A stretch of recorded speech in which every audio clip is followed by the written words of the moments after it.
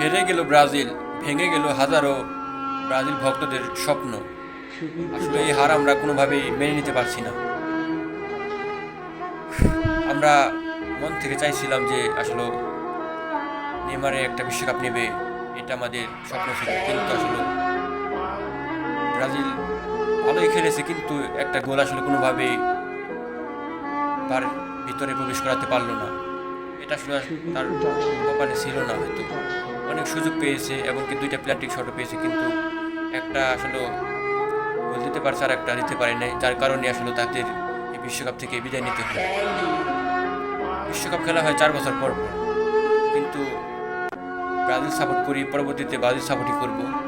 কিন্তু বিশ্বকাপের মঞ্চে এই নেইমারকে আর কখনোই দেখবো না, তাকে দেখবো না বিশ্বকাপের মাঠে। সে কখনো খেলতে নেমেছে, হয়তো তাকে দেখবো গ্যালারিতে বসে খেলা উপভোগ করতেছে।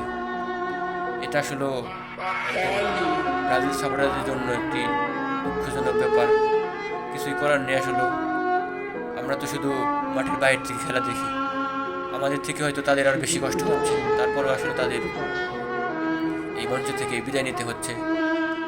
এই মুকুটবিহীন এই রাজাকে আসলে বিদায় নিতে হচ্ছে, কিন্তু সে পারল না তার একটি মুকুট সে করে বিদায় নিবে, আর আমরা দেখতে পারলাম না। আমার স্বপ্ন ছিল তার হাতে একটা বিশ্বকাপ দেখব, কিন্তু সেটা আর হলো না। আসলে কপালে না থাকার কি করার, সে চেষ্টা তো কম করে নাই, অনেকটাই চেষ্টা করেছে, কিন্তু তারপর আসলে কোনোভাবে সেটা হলো না। সব মিলে এই পৃথিবীর বুকে এক মেঘের ছায়া আসলো, যেন সেটা আসলে বৃষ্টি হলো না। বৃষ্টি হলো ব্রাজিল সাপোর্টারের চোখ থেকে, হৃদয় থেকে হলো রক্তক্ষরণ। সেটা আসলে কাউকে দেখানোর মতো নয়।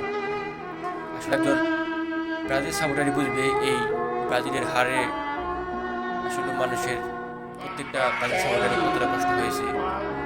সেটা তো যারা ব্রাজিল সাপোর্ট করে তারা বুঝবে, আর যারা বুঝবে না তারা তো শুধু টল করেই বেরাবে।